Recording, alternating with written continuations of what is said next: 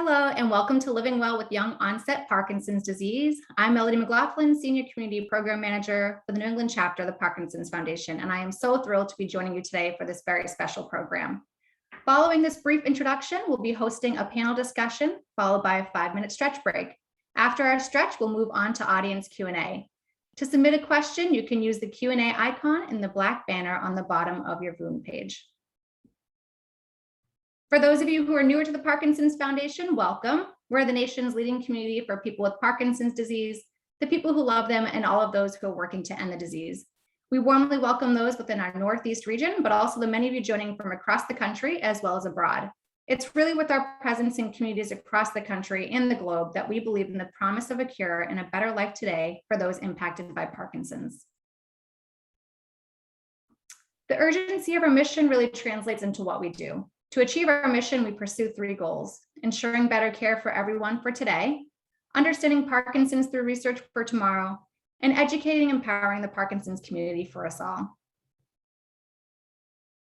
We provide free resources, including our Parkinson.org website, educational book series, webinars, podcasts, our hospital safety kit called Aware and Care, our newly diagnosed kit, and of course, our toll-free helpline, 1-800-4PD-INFO, which is staffed by Parkinson's specialists.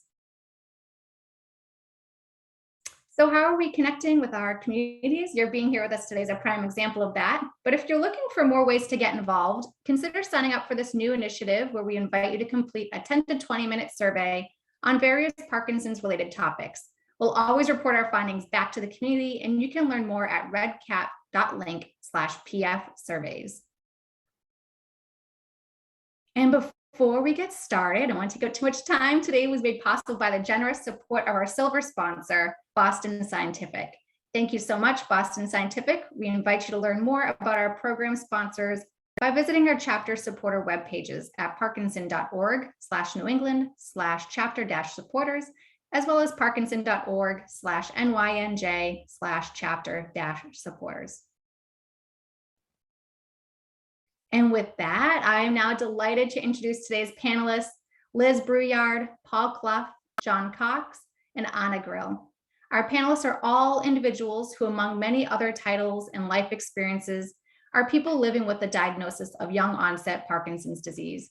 I want to thank our panelists in advance for their willingness to join us today and share their own unique experiences as a means to educate and empower members of the audience. We appreciate and acknowledge that everyone's experience with the diagnosis and journey thereafter is different and ever evolving.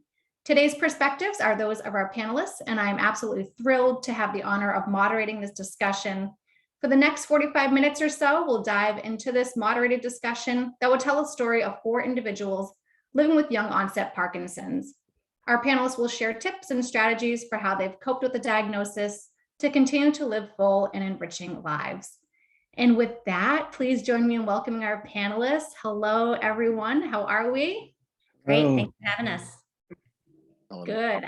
I'd love to start by just asking each of our panelists to take a minute to introduce themselves, go around, starting maybe with John, if you want to tell us a bit about yourself, your name, where you're from, hobbies, interests. Sure. Thank you. I'm John Cox. I'm from the Hudson Valley area of New York, about 80 miles north of New York City. I am happily married, wife Annie. We have blended family of 3, I guess I have to say, adult children, are all over 21. I am a paramedic firefighter, and I was diagnosed at 46 years of age with Parkinson's. Thank you, John. And moving across my Brady Bunch screen, I've got Anna, who's next. Hi there, everyone. My name is Anna Grill. I'm currently 52 years old. I was diagnosed at 38. I hail originally from Philadelphia. I still consider that my home. I live outside of DC now in Northern Virginia, which is a wonderful place to live as well. But I'm still a Philly sports fan, true and true. Some of the things I like to do, I love to do DIY projects. So show me an old piece of furniture and I'll grab my chalk paint and get right on it. I also really love to box. Of course, I've gotten into that because of PD, and as well as rock climb is my latest thing, which is fun. I live with my husband. Today is actually our 26th wedding anniversary, and my two adult daughters, 22 and 20. And we have 2 golden doodles as well. So that's me. Thanks, Anna, and happy anniversary. That's so Thank you. exciting. And next on my screen, we've got Paul. Hello, my name is Paul Cluff. I'm 44 years old. I was diagnosed at 39, just right before my 40th birthday. It was a great birthday present for me. Live out right outside DC. I'm an accountant for the federal government. I have a blended family also, 3 daughters, all over the age of 21, and 2 grandkids, 2 granddaughters, and 1 on the way. So really busy. That's exciting. Thanks for sharing, Paul. And next up, we've got Liz. Hi, I'm Liz Brouillard, and I live in Wayland, Mass, which is just outside of Boston. I am a single mom to a 19-year-old son who's going to be starting his sophomore year in college as a theater major. So I do love the performing arts, especially when I get to watch him. I'm a social worker. I am the clinical director for an outpatient mental health clinic. And I realized the other day that I've been in the field for 26 years, which I didn't think was possible, that I'm still doing it. And it really is a huge part of who I am and how I approach my life. Liz, I can't believe I'm still doing it either after 26 years of marriage. And I just celebrated my 50th birthday. So There, Yeah. happy birthday. been there, yay. Happy birthday. Mhm. Well, let's move on to our panel discussion. I want to take some time for all of our panelists to really walk us through sort of your journey of what led to your diagnosis. We might have a lot of members in the audience today who haven't received a diagnosis yet, but are experiencing perhaps symptoms. So for each of our panelists, what were some of the first symptoms you noticed, and what was the diagnostic process like for you? We'll start with you, Liz. So I was diagnosed when I was 46 years old, and I hadn't had any clue that Parkinson's was coming my way. The first symptom that I remember having was a cramping and twisting in my right foot when I would run. I'd been training for a 5K, and it started cramping and twisting when I'd sort of get closer to the 2-mile mark. So I was like slowing down, I was walking less because the foot would just kept cramping, and it really got to the point where I could not walk very far at all. But I sort of put that to the side. I'd gone to my doctor. They sent me to a back specialist and physical therapy. And the physical therapist noticed that my right arm wasn't swinging when I walked. Nobody said anything about that either. So, okay, but it wasn't causing me an issue like the foot was. And then probably about 2017 in the spring, I started noticing that my right arm was kind of funky. It was hard to sustain motion brushing my teeth. I was having felt really heavy to pick it up and use my computer mouse at work. And writing got really hard. So a friend of mine suggested that I see a neurologist. So I went to my primary doctor. They sent me to a neurologist, and all of a sudden I have Parkinson's disease. And the process was a little bit more complicated at that moment, but she didn't give me any information. I didn't know like why she thought I had Parkinson's. I didn't know that what was happening in my foot was connected to what was happening in my arm. And I was just completely blown out of the water. The rug was ripped out from under my feet. It was not anything I even saw coming. Thanks for sharing that, Liz. And Anna, how about you? What was sort of the symptoms you experienced and that process like for you? Yeah, I was 38 years old, so it was 14 years ago. And certainly at 38, I didn't expect that Parkinson's would be in my future. I don't have any family members that have it to my knowledge, and I have never been exposed to the common chemicals that you've heard that might be associated with it as well. So I was 38, I was at the height of my career. I had two young daughters at the time, very involved with them as well, just really having a great life. And I had the first was a very slight tremor in my left pinky, which is funny because tremors, I'm not tremor based now, but that was one of my first symptoms. And it was noticed by my friends and family. And that was enough to have me go check it out, because I tend to go to the doctors as soon as I'm like pro doctor, if something that doesn't seem right. And it was a very interesting experience. The first doctor I went to, it was a woman, movement disorder specialist, well-known in the DC area. So she knew her stuff, but her bedside manner was horrific. I was sitting in the room. It was my first trip to a neurologist ever. I was 38. I had no idea why I had a tremor in my pinky. She literally came in and opened the door. She didn't even come through the doorway, if I recall correctly. She had the door open and she just stared at me like this for about 20 seconds. And she said, "You have Parkinson's." And I was like, and your name is? So it was really, really unbelievable. And she was very like cut and dry and, here's your meds and blah, blah, blah. And I was like, wait a minute, like, I'm not taking meds from you. Like, you can't even talk to me like a regular person. So that appointment didn't last too long, but I then went on to see a couple other neurologists. I was fortunate, although because of that incident, that was not fortunate, but overall, I got diagnosed pretty quickly. I know a lot of people, and I think some on the panel here have gone years and misdiagnosed surgeries and everything else.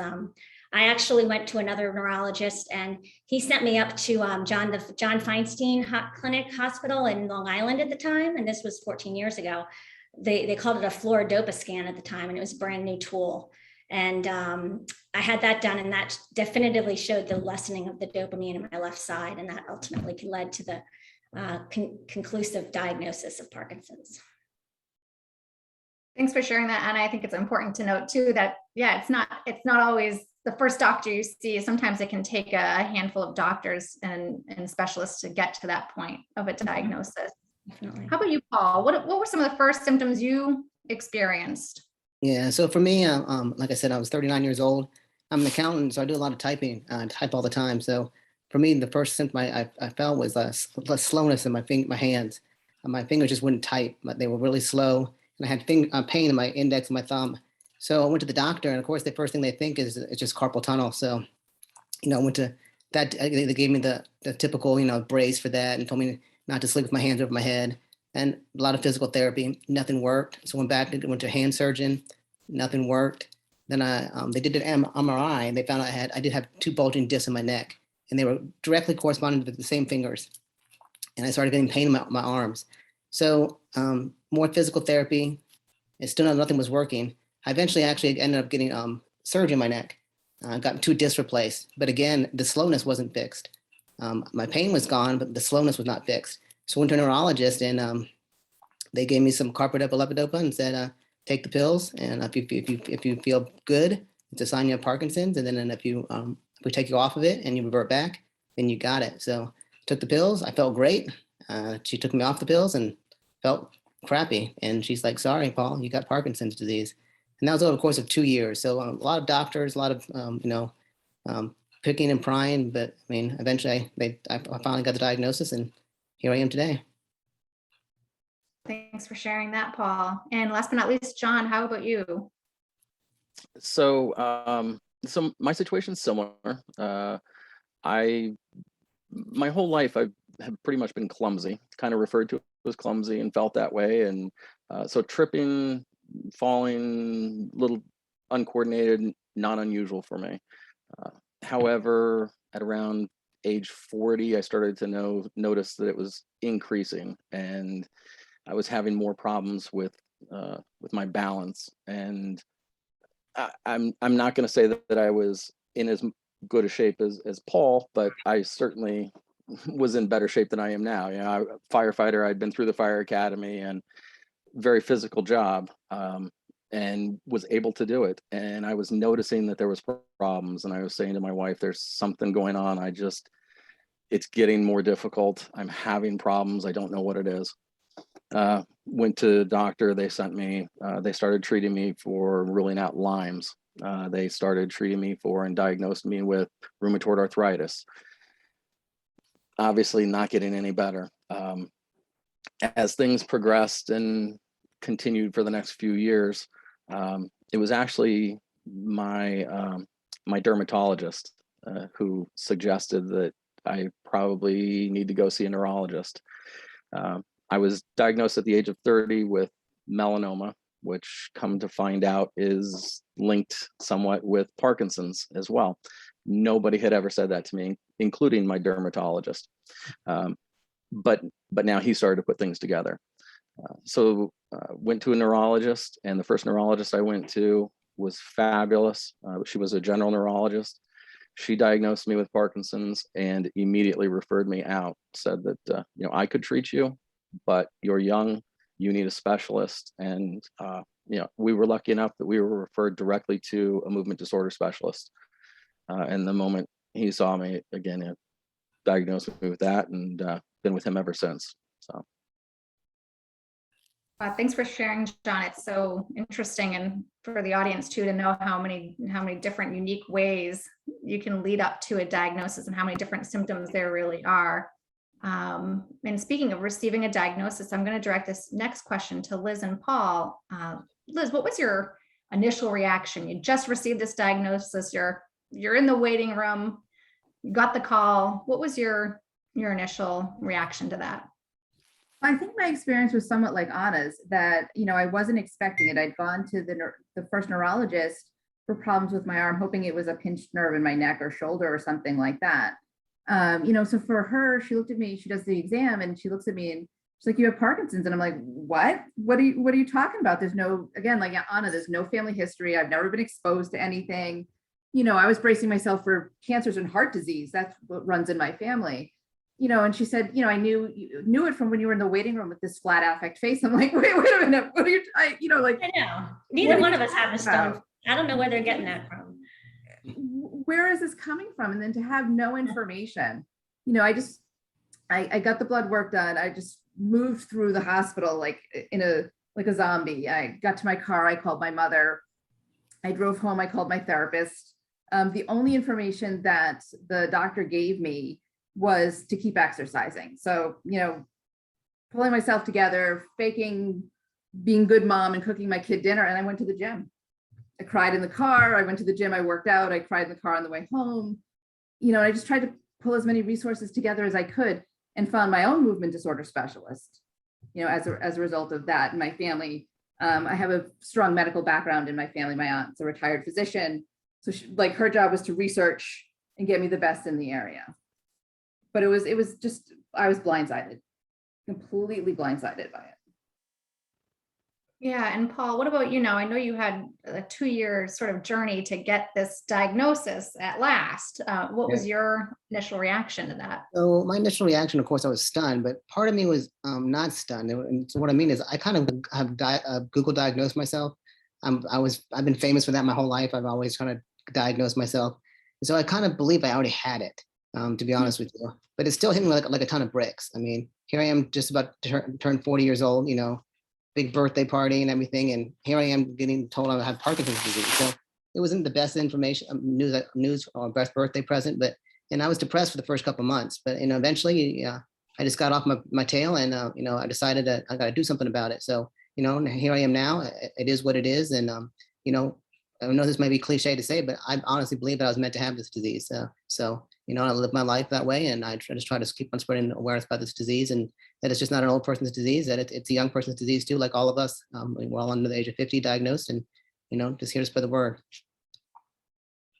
Thanks for saying that, Paul. I think that the stigma attached to a diagnosis like Parkinson's can be a lot. And I also want to acknowledge the range of emotions after a diagnosis that I think a lot of people feel relieved sometimes too, and that there's no one right way to react to a diagnosis like that. And so it's important that we hear the perspectives so uniquely from each of you. This next question is for Anna and John. Anna, when you got your diagnosis, how did you disclose to your family and friends? I'm sorry, did you point that towards me or John first? Anna, you can go first. Well, I'm probably not the poster child on how to communicate that you have Parkinson's disease to your family and friends. I tend to be, I've always been the one that is the helper, not the one that gets helped. And I have a really hard time with playing the victim or playing the person that might need help someday. So, and we caught it so fast that my symptoms were so slight at first. I didn't see any reason to tell anyone. And to me, the worst thing I could do was tell people right away because I didn't want to be seen differently. So I didn't tell anyone. And the bad news is I didn't tell anyone, and then I didn't tell anyone, and I didn't tell anyone for too long. So that was pretty stressful, one, on myself, but two, by the end, I mean, my friends and everyone knew something was up. And, in lieu of an explanation, many of them started creating their own stories as to what was wrong with me. And unfortunately, the one that hurt me the most was my youngest daughter.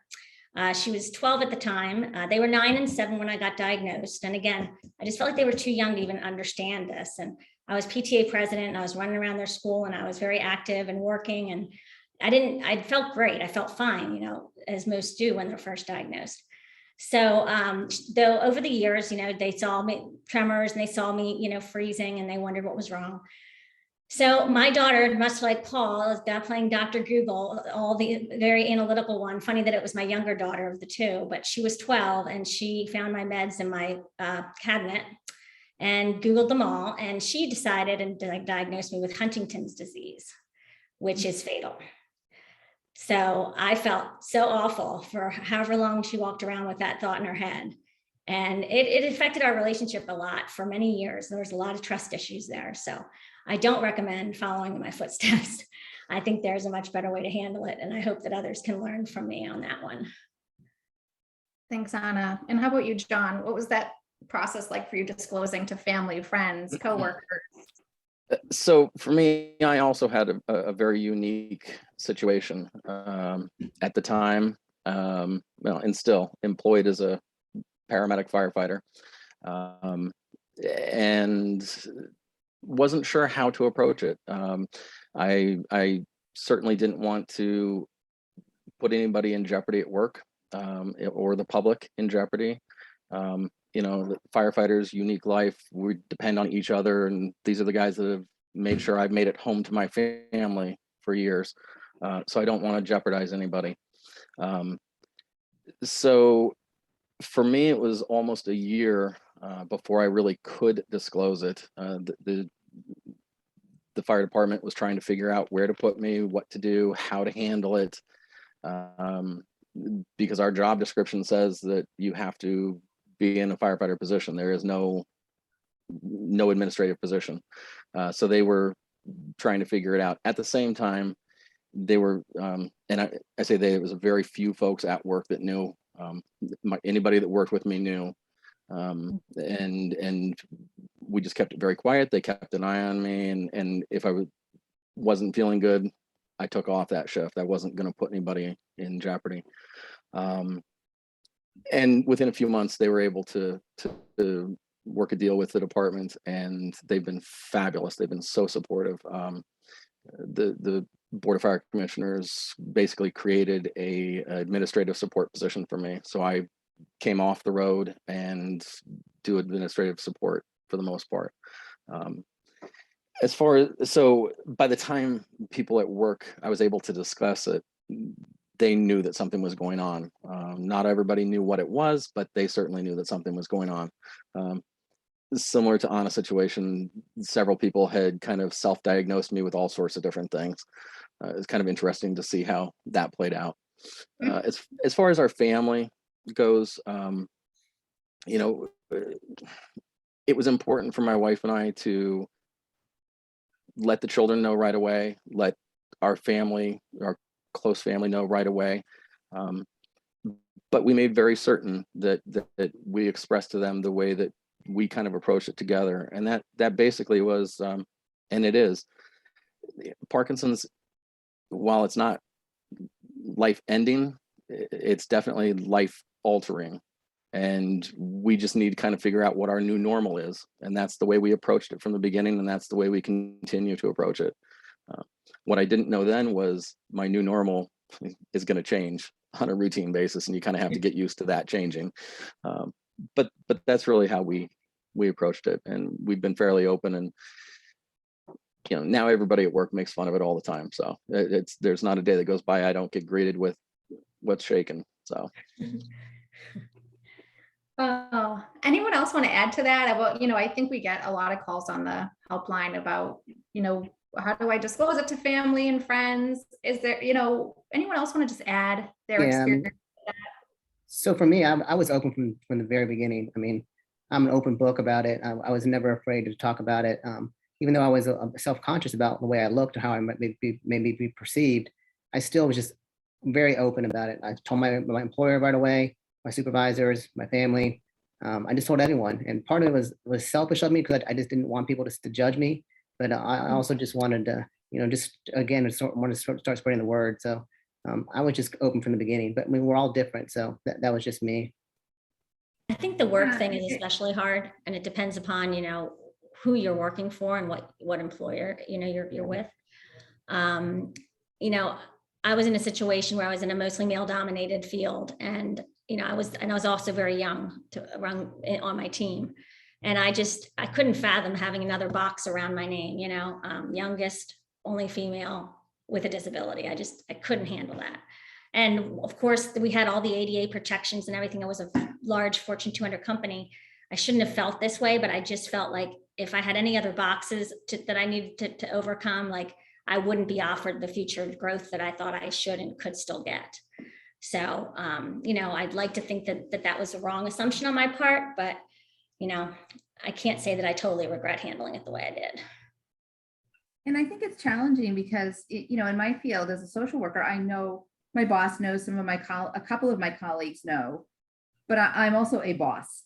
So it's hard to share down because I need to be in a position of authority with people. And I think the other thing that affected me is I told a couple of friends early on who are now no longer my friends because it was too hard for them, my having Parkinson's. Wow. So it really made it hard to know who to share with and what the consequences of that would be in those relationships. But my family all knows, and everybody who knows at this point is very supportive of me too. And I think, Anna, as women, we are the caretakers. Mm-hmm. And it's really hard to try to visualize yourself in a different role that somebody's going to need to help you at some point. Exactly. And I think that really does limit who I tell and when I tell them. Mm-hmm. It's unfortunate.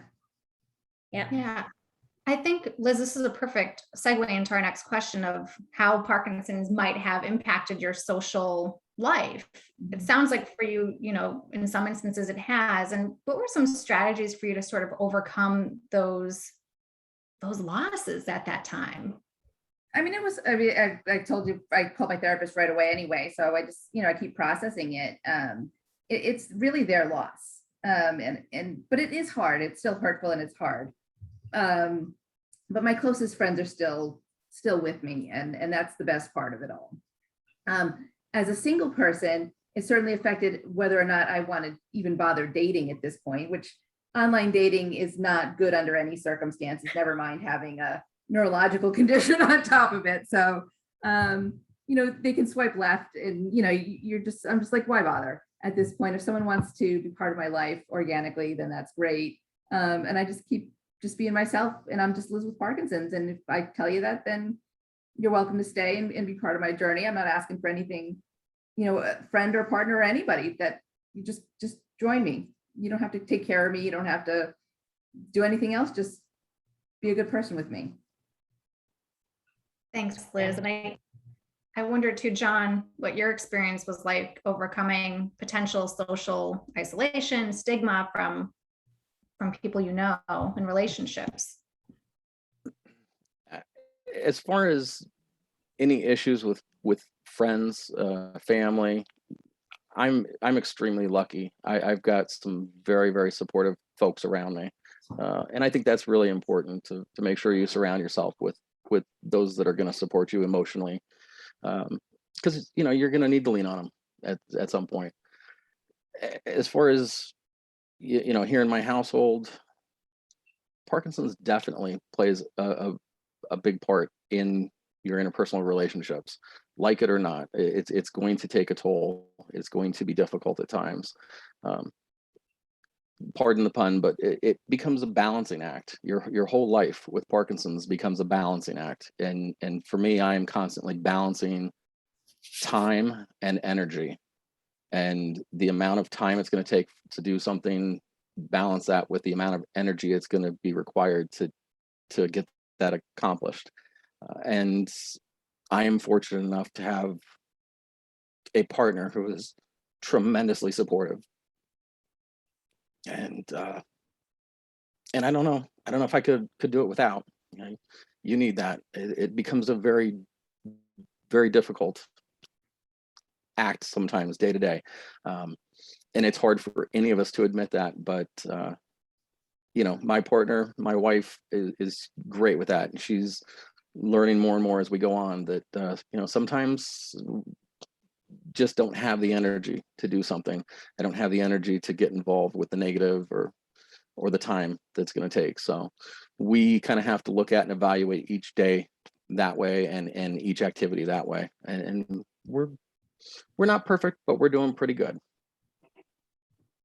Great, thanks, Sean. And this next question, I want to open up to all panelists and start sort of this dialogue about sort of disclosure and overcoming Parkinson's diagnosis in the workplace. A lot of you had mentioned your careers, and I just want to hear from each of you some tips that you felt like have been successful for you in your careers with your Parkinson's diagnosis. Maybe we can start with you, Paul. Sure. I mean, like I said before, I mean, I was very open with my employer, with my supervisor, with my staff and everything.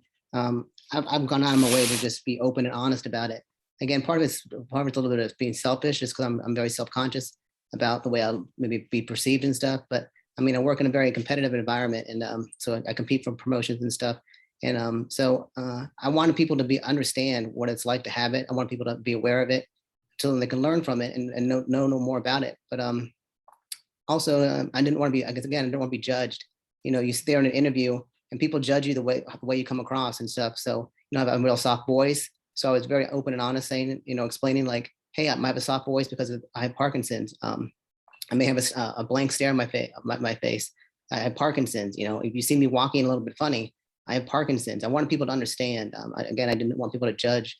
Again, I was very self-conscious about it. But my employer has been great. They're very supportive of me. I mean, the government, I guess they're supposed to be, but they have been very supportive. I had great supervisors and a great staff, and they've done a tremendous job in just supporting me and helping me just raise awareness about this disease. So, yeah. Thanks, Paul. And Anna, what about you? I know you mentioned you were in a predicament with your diagnosis at first. How did you come out of that? Well, it took 10 years, so it was a long time coming, but I can probably share as far as how I coped at work. If you are in the closet, so to say, and you're trying to not disclose at this point, you know, don't wait too long, but while you're in that phase, I can probably share some tips and tricks on how to keep it disclosed. Like I had to do a lot of, I was a sales leader, so we had sales conferences. I had to speak in front of like 2,000 people at times. And you know, while everyone else was casually, you know, walking the stage, doing the new, you know, the TED Talk version of, you know, walking and talking, I knew there's no way I could do that. So I always just played the card that I'd rather stand at the podium. So I always had a podium to stand at. That way they couldn't see me shake behind it. They couldn't see me tremor or anything. In meetings, you know, I'd always either be holding a pen or having my hands, you know, crossed like this in front of me. You know, and if I felt like I was a little off from a walking perspective, I just let everybody leave the room before I did. And I would be the last one out. So there's a lot of things that you can come up with, and you get pretty creative at times. But you know, I do recommend that you give your, you know, unless you're in a situation where you really don't think you can, give your company the benefit of the doubt and make the effort to try to, you know, let them know, because it just puts a lot of undue stress on you and ultimately, you know, on the whole situation. So, yeah. Thanks, Donna. I appreciate you sharing those tips too, because not everyone's in a position where they fully trust their employer to accept that diagnosis and make adjustments. I know, John, from your experience, your employer did make adjustments, and I know there was a lot of conversations that led to that. Can you provide us with some tips about those conversations that were had? Yeah, so for me, I kind of fall somewhere in between Paul and Anna. I wanted very much to disclose, and I wanted very much to discuss it, and I wanted to educate people about it. I've learned more about Parkinson's than I ever thought or wanted to since becoming diagnosed. But I was just in a position I couldn't. You know, we're a union position, and I just couldn't discuss it and disclose it to everybody until the union and the board was able to figure out where to put me. Otherwise, I risked losing my pension. I was very open with those that I could discuss it with, and for me, it was almost therapeutic. Kind of like Paul said, I wanted to discuss. I wanted to be able to be open.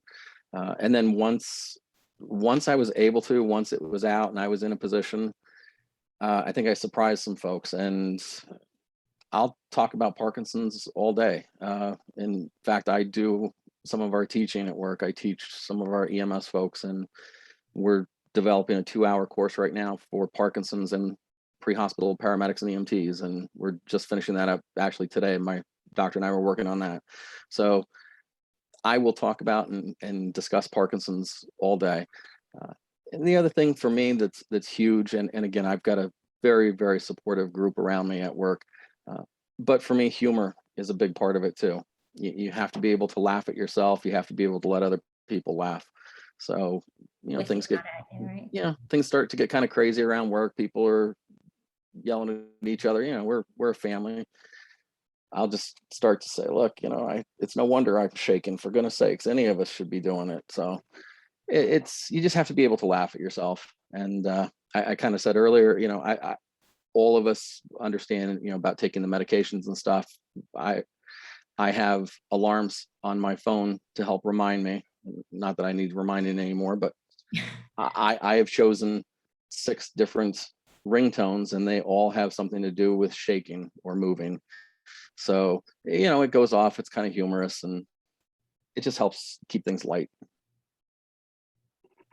Thanks, John. So we talked, and again, I know the workplace is such an important piece of this puzzle. We talked a lot about sort of bottom-up disclosure. Now, Liz, you mentioned being a supervisor and a boss. What has that been like for you, that process?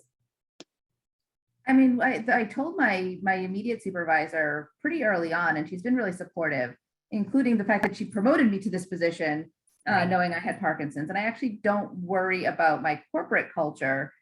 Is a social service agency. I know that they would be very supportive. But like I said, it's that I'm the boss of other people. And the other piece for me as a clinician, also, in addition to being the supervisor and the director, I have clients. And if you disclose to them, or if they find out, then part of their therapy becomes about you. And you really professionally don't want to let that happen. That would be just sort of an inappropriate disclosure for therapeutic purposes. So it's a complicated line to walk, because I wouldn't mind people at work knowing, but sometimes the more people that know, the more people that know. And I don't want it getting out to my clients. It gets into the community, and then it becomes about me and not about them. And it's really complicated, because I'd love to be able to share more with people. We have things that come up that we treat people with Parkinson's or spouses with people with Parkinson's at the clinic. And I'm sort of sweeping information over to them. Like, hey, I know this resource, as opposed to being able to be really direct about it. And I'd love to be able to be more direct about it. It just doesn't feel quite right all the time. Liz, it's funny that that your perspective at work is almost the opposite of mine. So, it was my higher ups that I was concerned about knowing.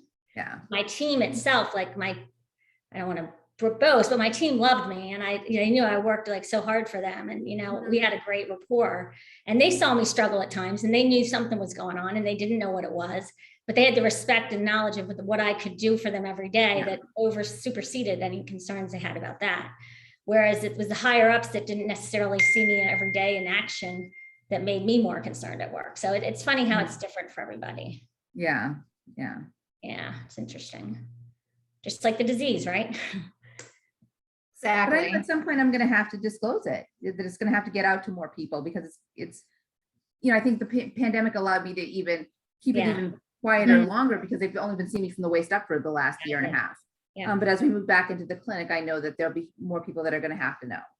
When I ultimately told everyone, I did it via an email, because I didn't want to say it 1,000 times, and I didn't want to get emotional if I talked about it. And so I just did the old email message. Very well written, of course, but still an email. That's a great tip, Anna. Our next question, Liz, speaking of resources you had mentioned earlier as part of your career, for you all, I know a lot of our audience members would really love to know what have been some of the most useful resources and supports for you and your family. Maybe starting with Paul, if you'd like to answer that question. Sure. So, I would say, first of all, you guys, the Parkinson's Foundation was a great resource for me and my family, to learn more about the disease and the effects of it. So I first of all, I just want to thank the Parkinson's Foundation for that resource. My doctor, my doctor, I love my doctor. I mean, some people aren't not fortunate enough to have a really good doctor. I have a really good doctor. She gives me a lot of time whenever I go see her. She gives me at least two hours with her. And first off, she was a great resource. And then also just like the local community, other parkies out there in the DC area. I mean, Anna, she's a great resource for me. She's a good friend of mine. So I mean, I thank her for being a resource. And but again, the local community has been great. I mean, I think that's really important, is the local community and the other local parkies out there that live around you. I know some people, it's really hard for them to talk about it, but you know, finding people that like you, that are going through what you're going through is makes it easier, in my opinion. You have someone else to talk to that can relate to you. So those are some of the resources that I've used to just get through this. So yeah. Great, thanks, Paul. And we did not tell him to say that about the Parkinson's No, you Foundation. did not. You did not. But appreciate that's great. You guys are Yeah, great. exactly. And Paul's too humble to say this himself, but I'm going to say right back at you, Paul, as a resource. Paul has, as you can see, Paul's very physically fit, and he has started his own nonprofit called Can't Shake Me. And he does amazing things in the gym, and he leads classes, both live Zoom classes and recorded on YouTube, and Thank you, Anna. very inspirational. The guy's crazy. He does like flying push-ups and all sorts of things. And you know, I highly recommend you dial in, because that's been helpful for me. I do a lot of his workouts. Not Thank so you. much recently. I need to get back on that, but Thank you you. know, he does a great job with that. And the Parkinson's Foundation, actually, Paul and I have teamed up on some work, and the Parkinson's Foundation has given us, we've earned some community grants through the Parkinson's Foundation together, and it's been great. And from a resource perspective, I actually just started a nonprofit for young onset because of the fact that I felt like the resources for young onset were just not good and not enough. The worst thing is to get the diagnosis, and then, you know, you go out to find out something about it, and all you see is pictures of elderly, disabled folks using assistive devices, and you're like, that's not me. So I really felt it was important to provide a more youthful, you know, relevant experience for these folks to get it young like we do. And we are still active, and we still do a lot, and to really paint a new picture around this, you know, eliminating the stigma and whatnot. So again, Parkinson's Foundation has granted a nice community grant for us to get off the ground. And if you want to learn more, please reach out to me. So I'm really looking forward to helping everyone out there. But to Paul's point, I met some of the best people in my life through my Parkinson's community. They're really, everyone, all of us seem to be like type A go-getters, and we all just want to help each other and get to know each other and lift each other up. So don't hide in the closet too long, because it's pretty fun when you get out of it. Well said, Anna. Perfect. And we did add your program into the chat for our viewers if you're interested in learning more. Anyone else, Liz or John, what have been some really important resources that you and your family have benefited from? Well, I would say that there isn't a lot out there for young onset. So, you know, the Rock Steady boxing class, it's at, you know, 11 a.m. on a Tuesday, or the support group that's at, you know, the senior center at, you know, at 10 a.m. during a work day. It was really hard. And then also having a 19-year-old, all of the support groups for children of people with Parkinson's are geared towards adult children of older people with Parkinson's, and not the adolescents or the teenagers. So as a result, for me, I started my own support group for women living with Parkinson's in Massachusetts. And one of the comments that I've gotten just from that group is, you know, again, people, I didn't know anybody like me, whether it was another woman with Parkinson's or another young woman with Parkinson's. You know, we are out there, and we just have to find each other. And it's really been hard, I think, for the young onsets to do that it's not a natural part of the Parkinson's community yet. Thanks for that. Go ahead, John. I would have to agree that you know, the young onset, it's very difficult to find specific groups for that. I was not able to find in my area a group for young onset. I was, however, fortunate enough that the support group that we have locally, I felt at least enough of a connection that they've become a big resource for me, and it's helped significantly. I was able to get involved with that group, and am now on the board of directors with that group, and trying to kind of revitalize and change the face of it somewhat. And we've started doing our meetings via Zoom and things along those lines. So, you know, I definitely suggest getting involved, whether it be with a local group, a young onset group, the foundation, something, get involved with it. And that definitely helps, gives you something to direct your energy to. And if you're looking for a young onset group, mine is a national one. We meet virtually monthly, and we had 24 states, 2 provinces in Canada, and 1 town in England represented at our first session. So that was a lot of fun. I'm putting it in the chat box now.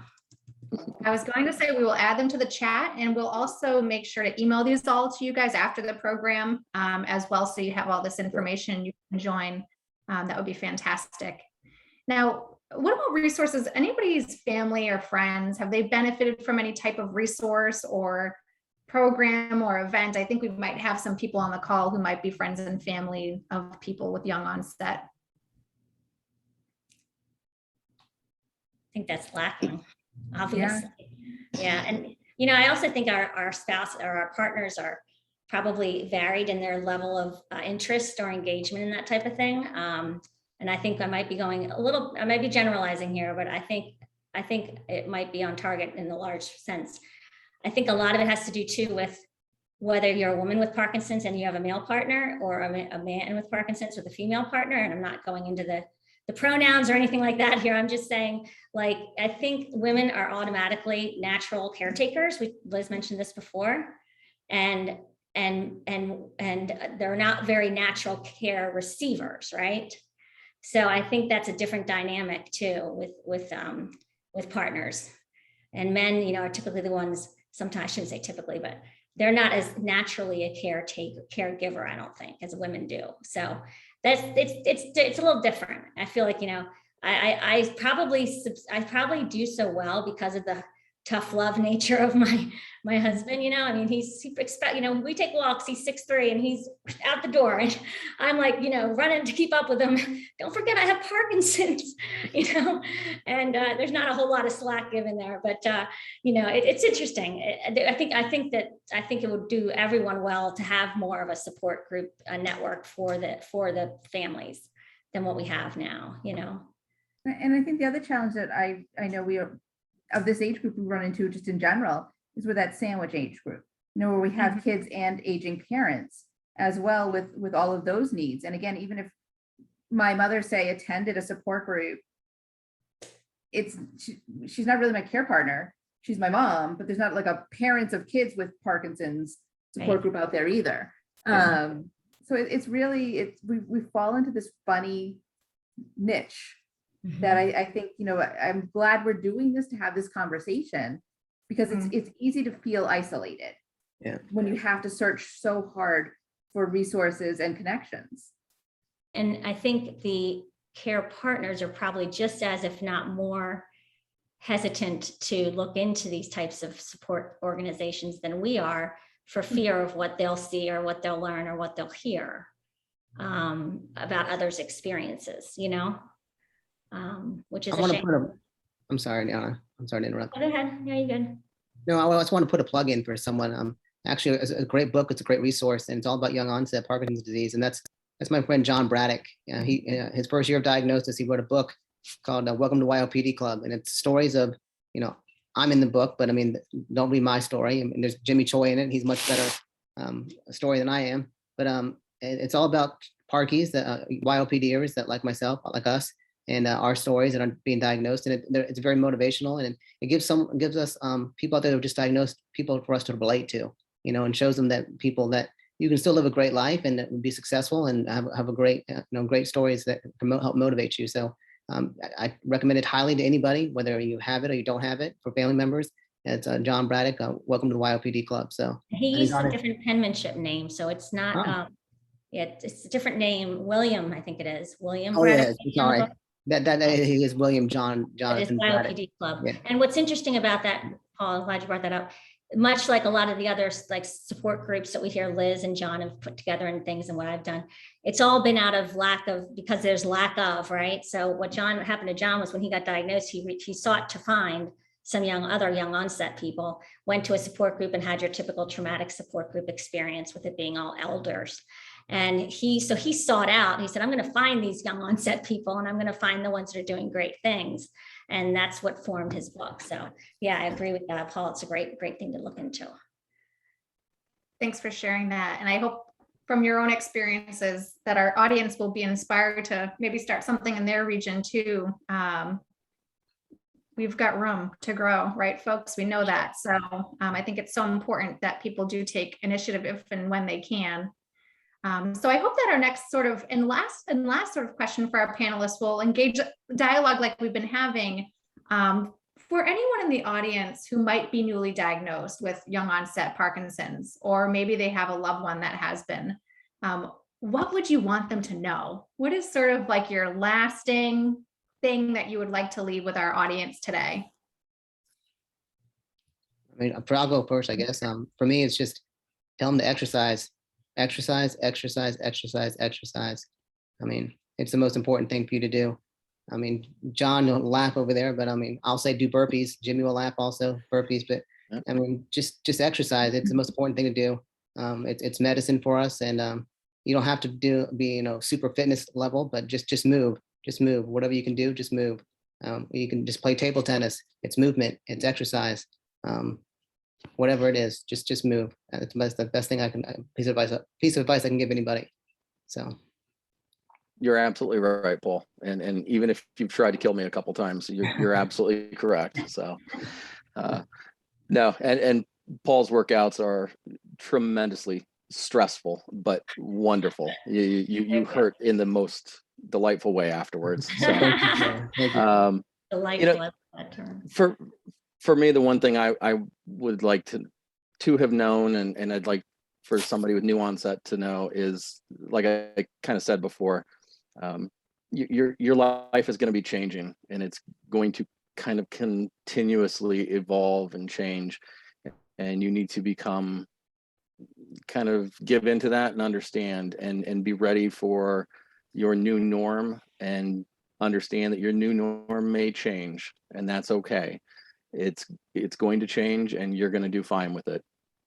It's great. For me, I mean, I'll trail off of what John was just saying. There's a saying that I love that says, although your future may look different, it doesn't mean it's not still going to be beautiful. So, it's not the end of your life. You're going to find there's going to be a lot of new dimensions to your life that are positive.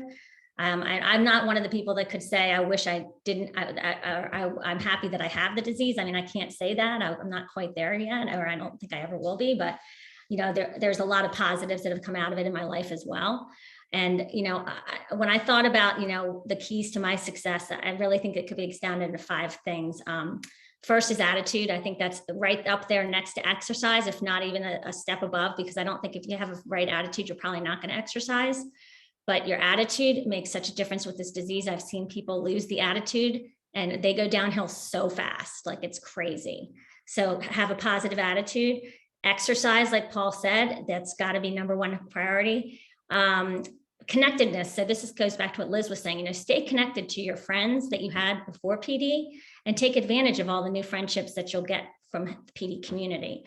Have a purpose. A lot of us have to change our careers, take turns we didn't expect to take, but find a new purpose if you have to change your purpose, but have a purpose, because if you don't have a purpose, again, that's probably going to affect everything else. And lastly, medical, really be proactive about your medical care. We heard a lot of good comments about relationships and partnerships that people have with their MDSs. That's on you. So if you don't have a good relationship with your current doctor, find a different one. And find one that fits you. I was with a great guy, but he was 65 years old, and I knew he wouldn't be around long term. So I found a young guy that I love even more, and now he's going to be with me for the rest of my life. So, take that and be proactive. Be the squeaky wheel, because that's what gets that's what ultimately gets the oil. So I wish you all well, and I hope look forward to hearing great things from all of you soon. And I think it's important for me to remember I didn't choose Parkinson's, but I can choose how I'm going to live with it. Exactly. I think that jumps off of all of what we're saying. In therapy, there's a concept called radical acceptance. I don't have to like that I have Parkinson's, but I have to accept that it's part of my life, and it's going to be influencing the choices that I make, to exercise, to connect. All of those pieces are really key. And that attitude, if I sit down on my couch feeling sorry for myself, I'm missing out on a very robust life that I really still love to live. Yeah. And I just have to face some extra challenges right now.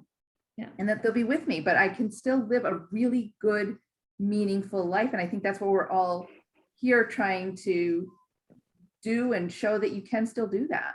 That's great. Thanks, Liz. Any other final thoughts before we move on in the presentation? All right, you guys are fantastic. Our panelists, you stay right there, but I do want to thank you again for this fantastic and informative discussion. I understand that sometimes sort of reliving these days or even months or years that had led up to your diagnosis can sort of resurface a range of emotions and feelings and memories. So I really appreciate your openness in sharing with us today. And for anyone in the audience, please stay where you are. If you have any lingering questions for our panelists that we didn't get to in this discussion, stay tuned and please submit your questions using the Q&A icon in the black banner on the bottom of your viewing page. We're just going to take a 5-minute stretch break and we'll resume shortly to review your questions with panelists.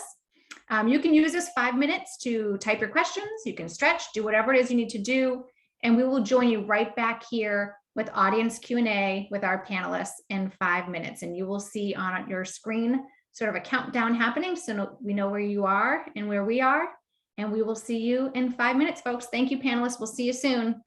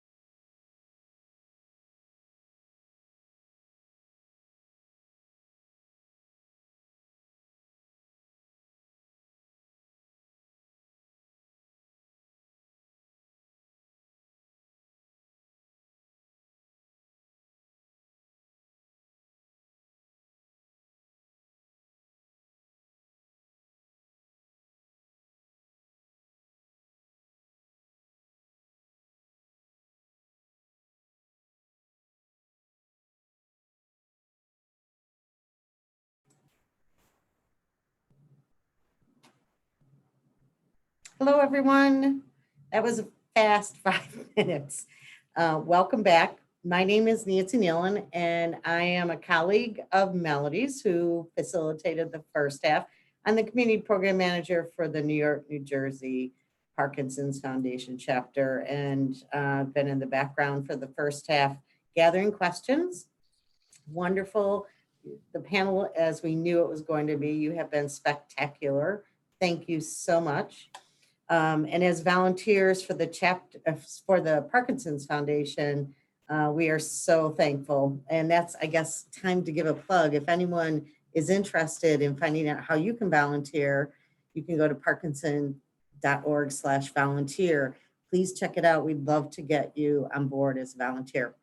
So this part of the webinar is going to be the Q&A, responding to some questions that were submitted by folks when they registered, and then responding to some questions that came in during the webinar. But first, I'd like to address a particular request that came in.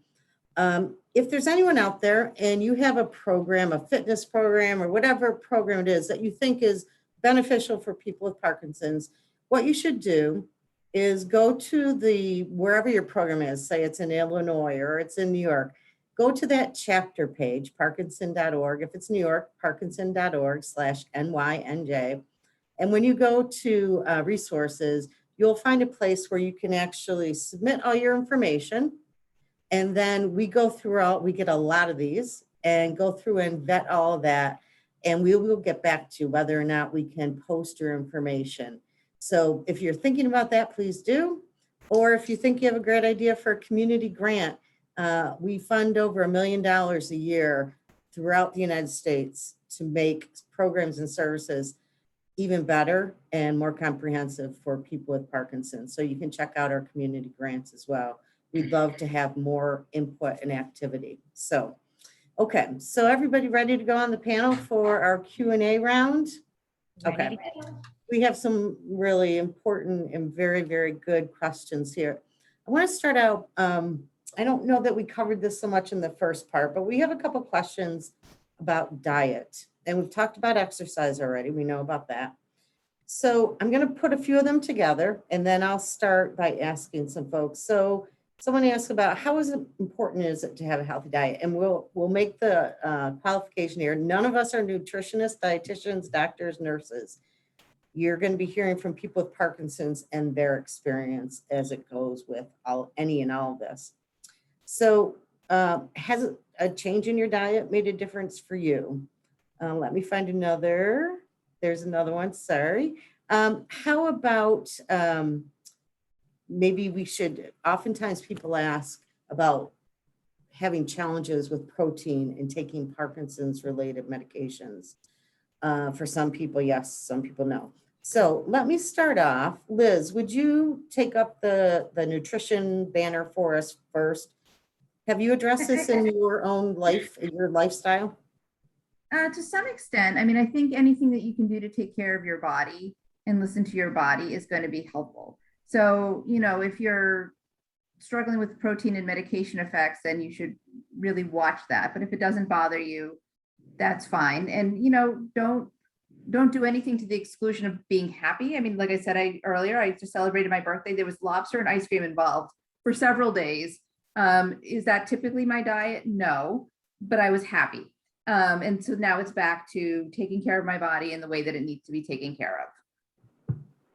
Excellent. That sounds so practical, so sound. Paul, how about you? Would you like to weigh in on this? Yeah. So for me, I wasn't taking the diet real seriously in the beginning.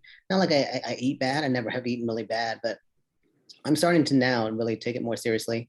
This is like all of us. I want to live the best I can and feel the best I can. So I'm going to start, you know, cutting back more on the fatty stuff. You know, I don't like the steak and stuff like that. And protein, when it comes to the protein, yeah, I have to space it out. I have to space it out. I mean, I eat a lot of protein because I work out a lot. I work out 3 times a day usually, but I really have to space it out because it really does affect me. It really does. So I will eat protein. I won't, within a dosage, I'll go at least an hour with space between the two of them. So, and I have to really make sure of that because it'll definitely slow me down if I don't do it. So But yeah, I think diet's important, and I'm just starting to learn about that. I'm not a dietitian or anything like that, but I'm Right. really trying to learn now about it. So Okay. we'll see what happens. All right, excellent. John, your thoughts? Yeah, I would kind of mimic Paul's comments. I really never paid much attention in the beginning. I don't have the issues with the protein in my medications that some people do. I don't find that it's that big of an issue, but I do find that, like, if I eat larger meals, that certainly plays a part in how I'm reacting the rest of the day.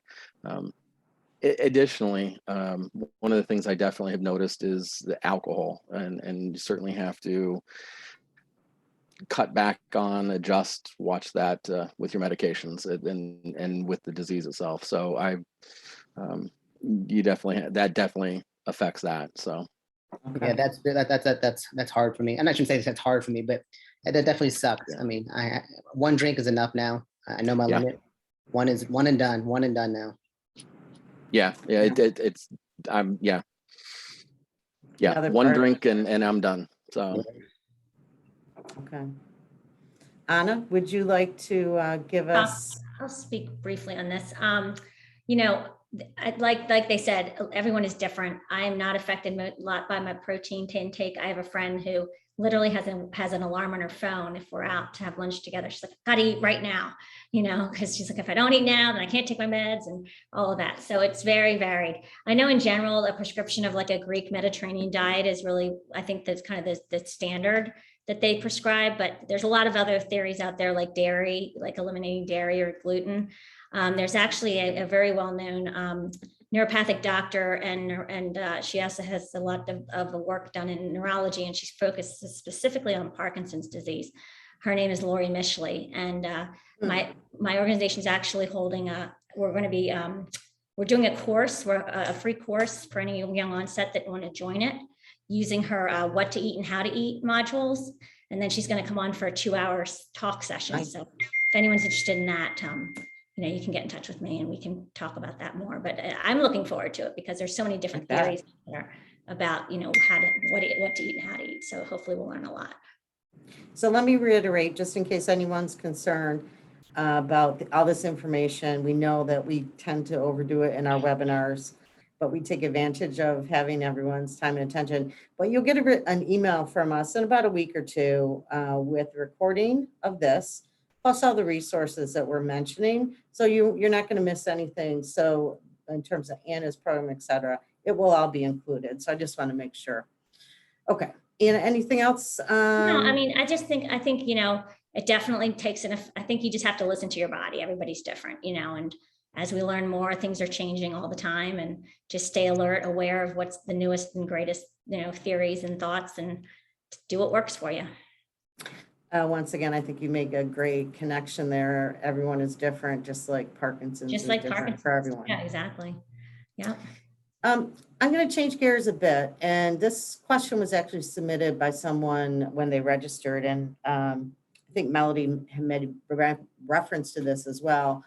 From your support network of parents, siblings, perhaps cousins, friends, how they want to know how to best support you as someone with young onset Parkinson's. So I'm going to start with John. How about John? You want to start off? yeah, I think, the key for me is I don't want to be treated differently. Mm-hmm. I want to be, I want my life to go on as normal as can be, with the caveat being things are going to be different. So it's a fine balance. And we're learning. My wife and I are learning how to adapt to that. But we try not to change things too much. We try not to adapt. We don't do something because I have Parkinson's or avoid something because I have Parkinson's. We just adapt to it and change, and we may change the way our day goes. But that to me has been a big part of it. Okay. Very good. And Paul, how about if you would go next and address this? What can your friends, family do to support you? I mean, I'm going to say patience. I mean, and just be patient with us. We may move a little bit slower sometimes. It's not like we're lazy or anything, but just be patient. And even when it comes to talking, I mean, Parkinson's affects my speech. So sometimes I may hesitate and may look like I'm, not answering a question or something, but it's not that I'm not answering. It may take me a little bit longer just to get the words out of my mouth sometimes. So just be patient. So. That sounds like very sage advice. Anna, would you like to go next? Sure. I would say ask your person with Parkinson's how they want you to support them. Because again, everybody's different.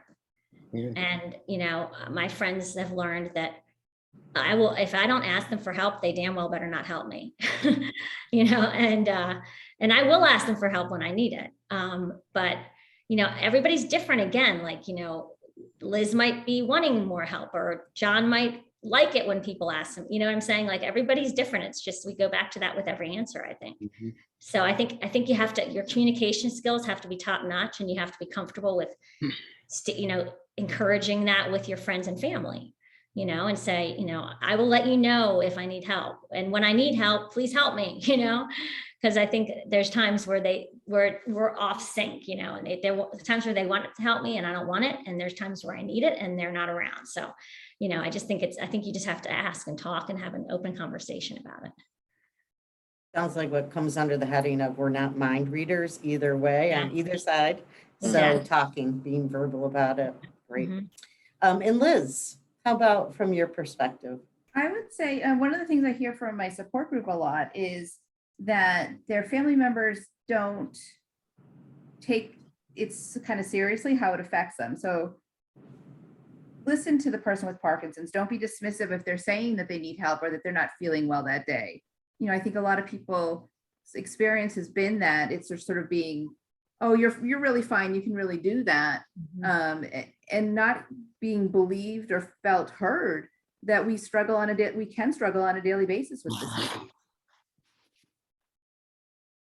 Yeah, one of the slides that we have in another webinar is about how many of the symptoms of Parkinson's are below the surface that nobody sees. And our tremor, of course, is very visible, but there's a lot of things that can happen that are not understood or seen by someone who doesn't have Parkinson's. So being verbal and open once again.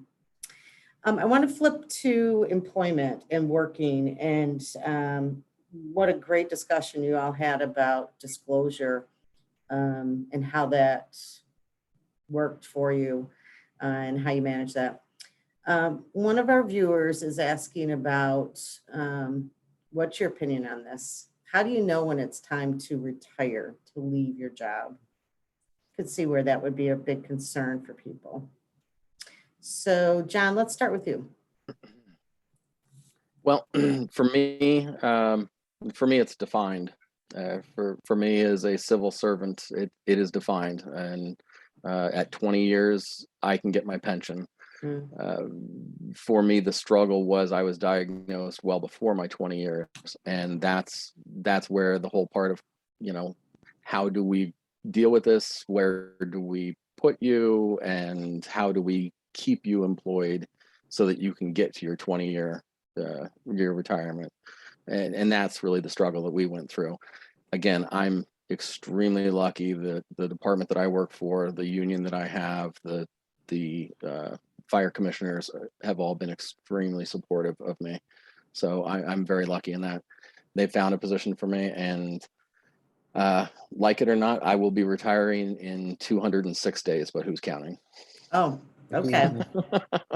So for you, it's it's prescriptive, or it's subscribed in that when you get to. Okay, so let's go somewhere else. And Paul, I don't know, you very openly talked about working for the federal government. I don't know, I'm guessing there are some things that might align in similar ways to John. Is that true? Yes and no. I mean, they have to give you accommodations and stuff, so to the best of their ability. So I mean, I could probably work for a good little while, and I hope I can.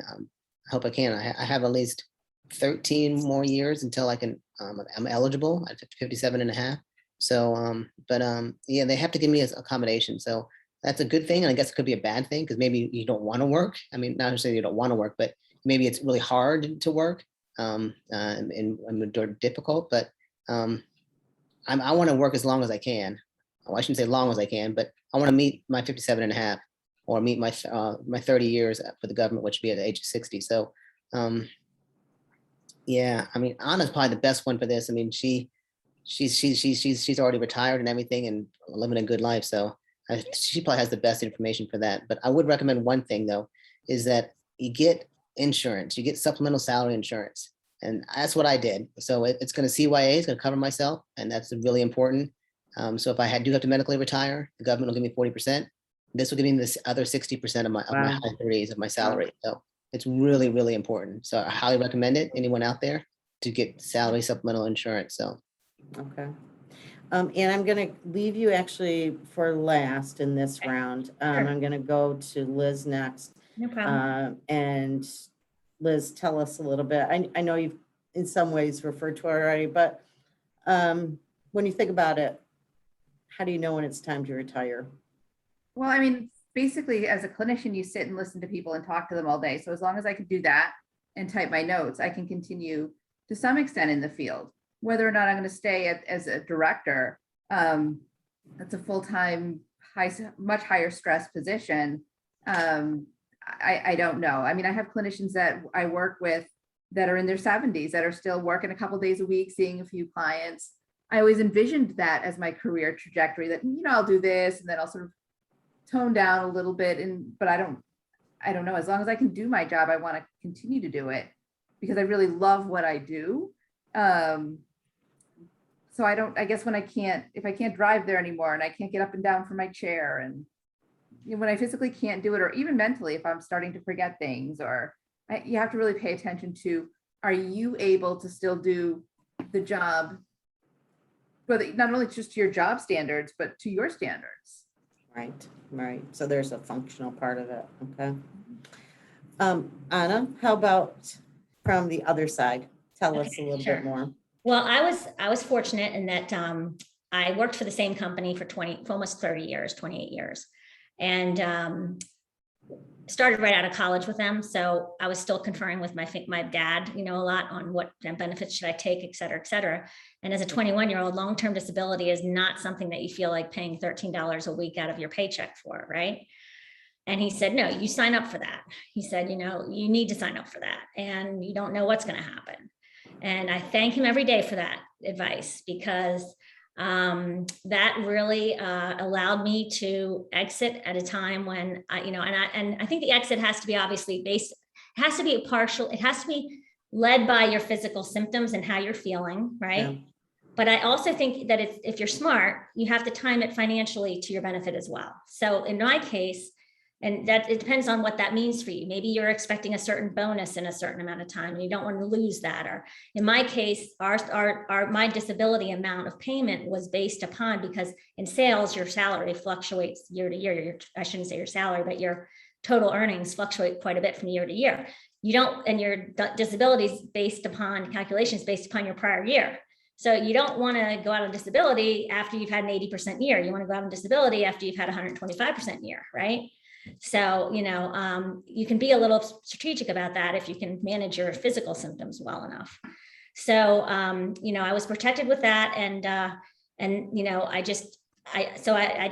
of timed it to my benefit in all ways. And it worked out really well. I can't say that it wasn't without a lot of work and stress and paperwork and all sorts of other things to get the benefit. And then I had to deal with the whole SSDI, which we could take a whole nother webinar on. Yes. But, yes. I was able to navigate the system, and now I'm really hoping to be able to share that knowledge and help with people in the organization that I'm building, because nobody helps you with that and you never hear about that. So I would just recommend to those who may not have had the insurance ahead of time, you usually can sign up for this during open enrollment. And if you have a pre-existing condition, oftentimes the group plans for long-term disability state that with a pre-existing condition, you cannot leverage the plan for at least a calendar year that you've had it. But if you get it soon enough, and if you're with that same company and you pass that calendar year, you can then be covered by it even with a prior condition. So there's a lot of things I think people don't realize. And if they don't have it before they get diagnosed, they think they're out of luck. And that's not necessarily the case. Or you can seek another option like Paul did with salary supplemental. So, just I'd say that's just try to be smart about it. Don't freak out and like just leave. Think about it before you decide. This conversation in particular makes me think about what one of the really important things that the Parkinson's Foundation recommends for anybody with Parkinson's, which is to build your care team.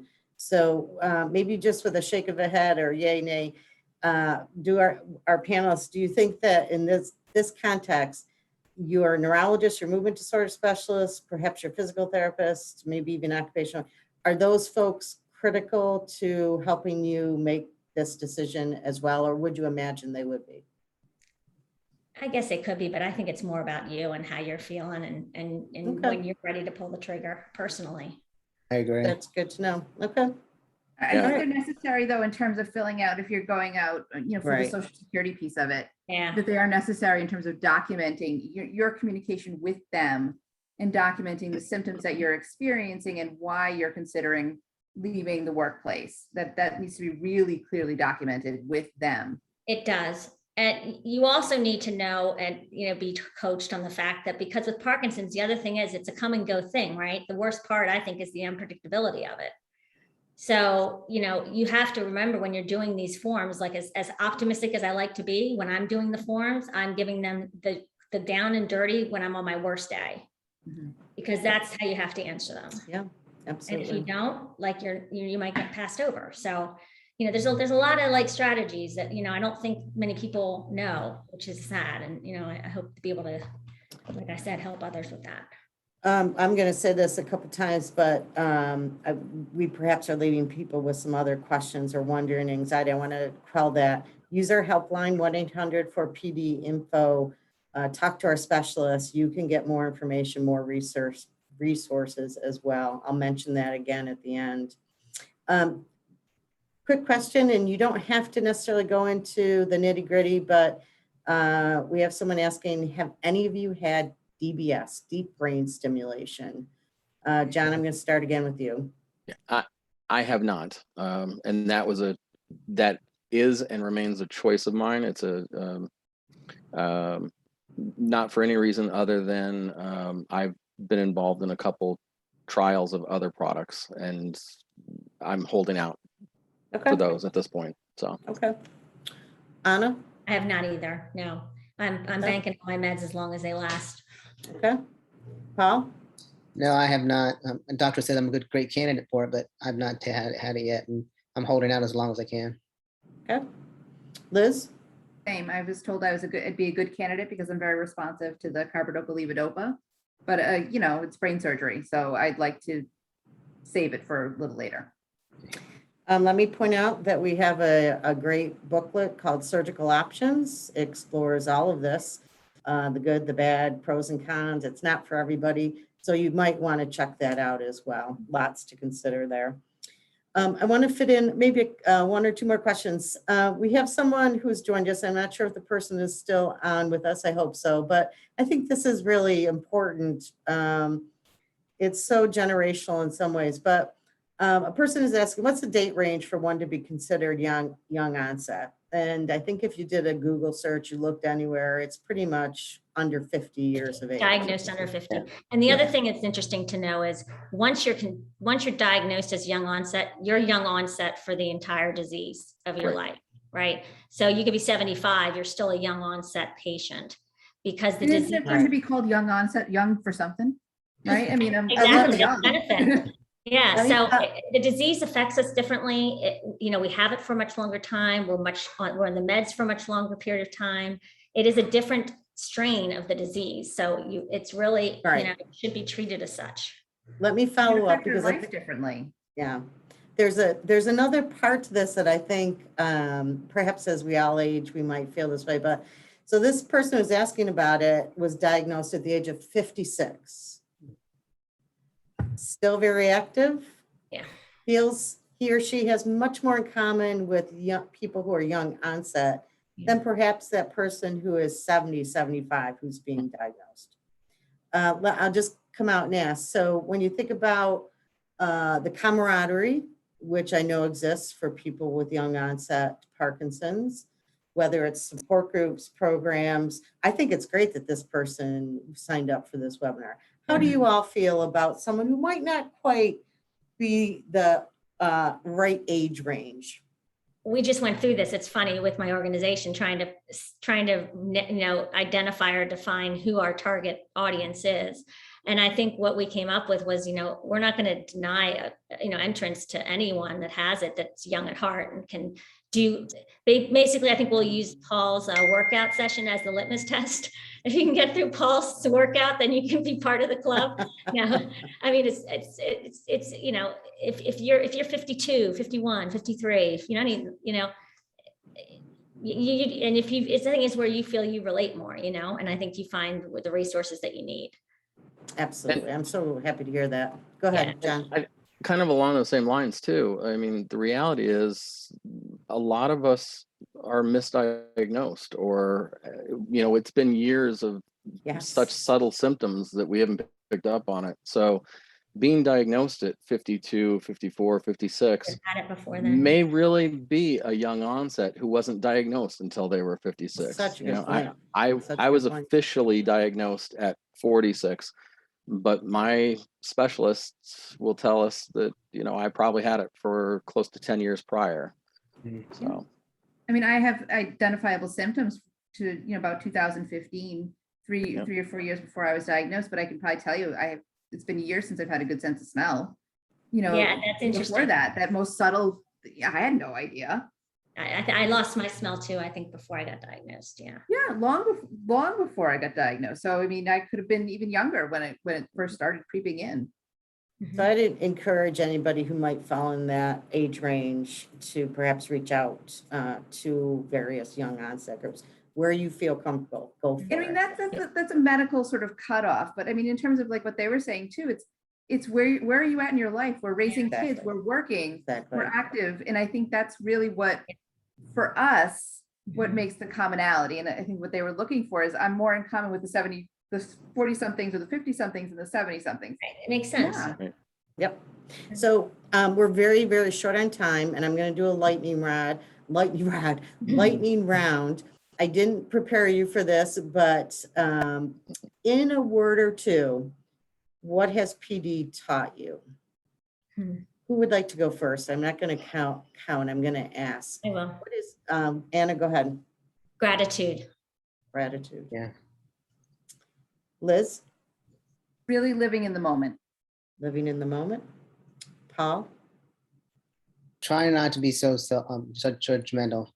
I mean, I think we all are a little bit, but Yeah. to the middle. So, wow, that's good. And John, close us out here. Patience and acceptance. Excellent. Okay. Thank you all. I'm on behalf of everyone. I just can't say this has been the best, most unique webinar that, and we've all been doing a lot of them. Thank you so much for sharing of yourself, your story, your energy. We truly appreciate it.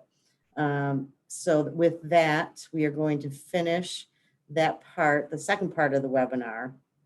And once again, I would just like to extend on behalf of myself, Melody, and Danielle, who's behind the scenes, another important player here, and everyone at the Parkinson's Foundation. Thank you so much to all of our panelists. And we so appreciate all of you who have registered, who have submitted questions, who have logged in and stayed on. You're what really brings this all to life. So thank you so much. We look forward to having you join us. And there's so many other things that you can tap into. I hope you do. Lastly, just to remind you, we are here for you, the Parkinson's Foundation. Please utilize so many of our resources, the helpline, email, call, our website, parkinson.org. We have so many resources that you can tap into that are available. And again, I guess I would encourage you to think about volunteering for us too. More volunteers means we get to our goal sooner. Thank you so much to everyone. Have a very good evening. Thank you.